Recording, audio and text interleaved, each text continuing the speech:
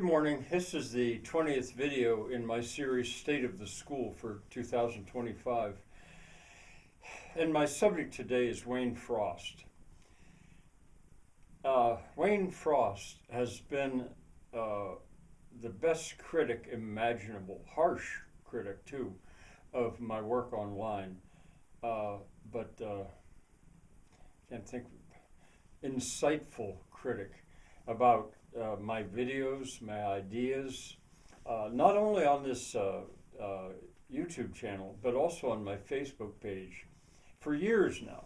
It might be 6 years, 7 years, maybe longer, that he has been there and commenting and adding to things, and we were learning together, and major differences. I mean, he was best described as a high-tech optimist, where I might be called a low-tech optimist about the future. But in any case, that didn't stop us. We debated, and he's so smart, loves to research things, became kind of best friends with AI. 9 years older than me. 89. But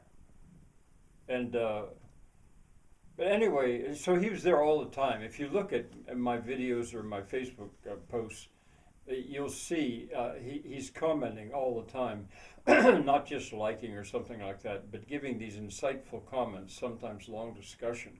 And sometimes I'll say, if Facebook brings one up or I bring one up from the past, I'll make the comment, read the comments, because they're so interesting as a result, and that's certainly true of these.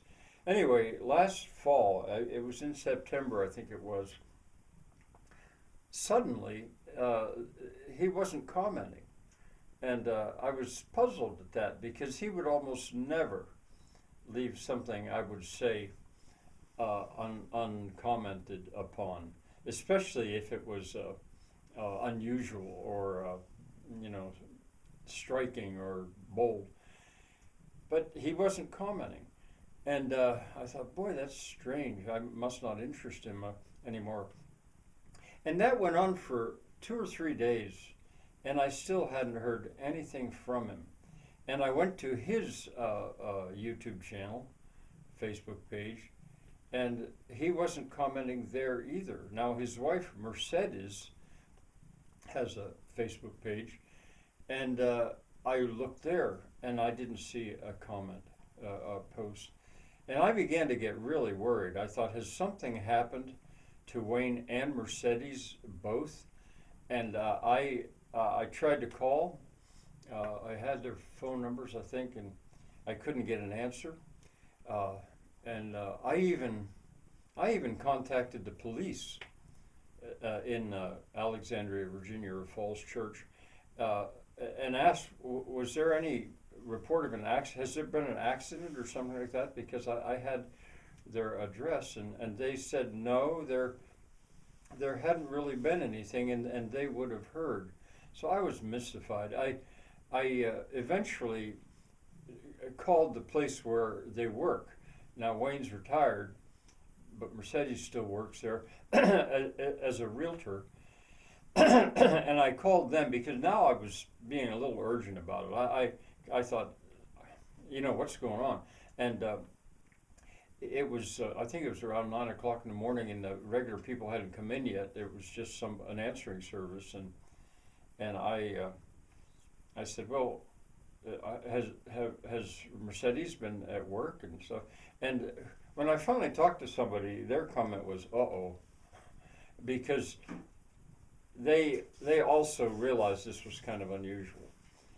Well, anyway, I finally got a hold of Mercedes, and I found out that Wayne had suffered a crisis, I don't know if a heart attack, I don't know the details of it. I think it was congestive heart failure, maybe.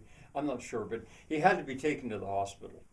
And he'd been in the hospital for those days, for 3-4 days. But then he'd finally been released, and he was home once again. He was allowed to go home once again. And I was even able to talk to Wayne, but, you know, because Mercedes was answering the phone now and basically taking care of him because he was not able to be independent. And his comment to me was, "I'm just not very mobile." And as it turned out, those are the last words I actually heard Wayne speak, because not too long after that, once again, he had a crisis.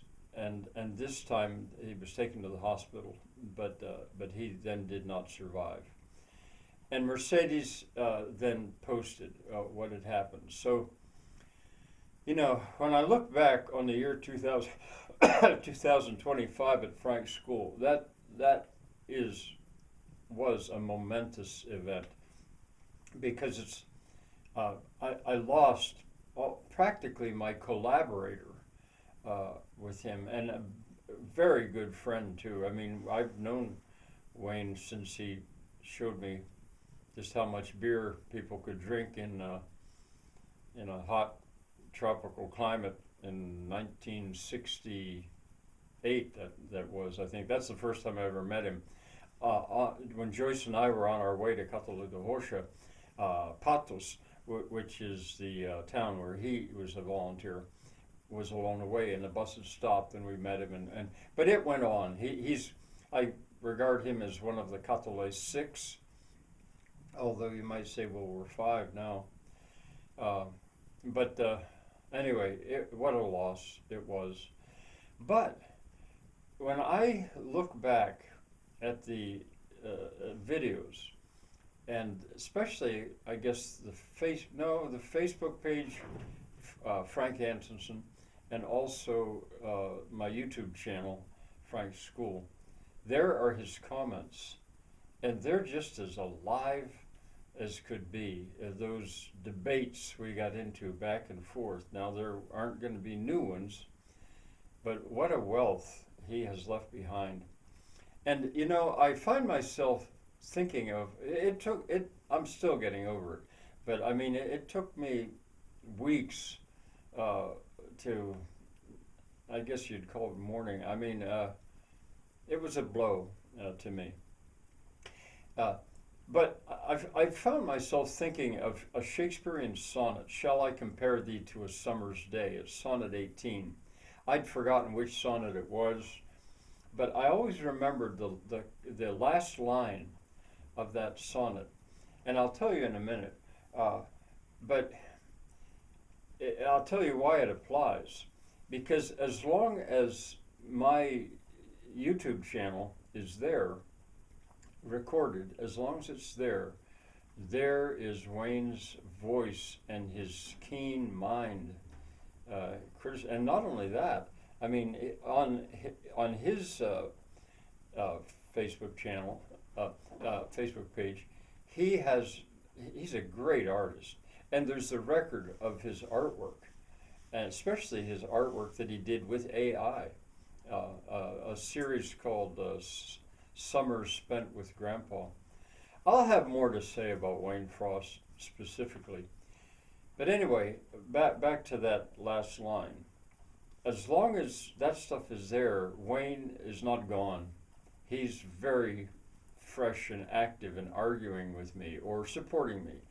And the line goes, the two lines, see if I can get to one before sonnets end with rhyming couplets. So long as men can read and eyes can see, so long lives this, and this gives life to thee. Meaning, his life, he's alive on this channel and my Facebook page. Bye for now.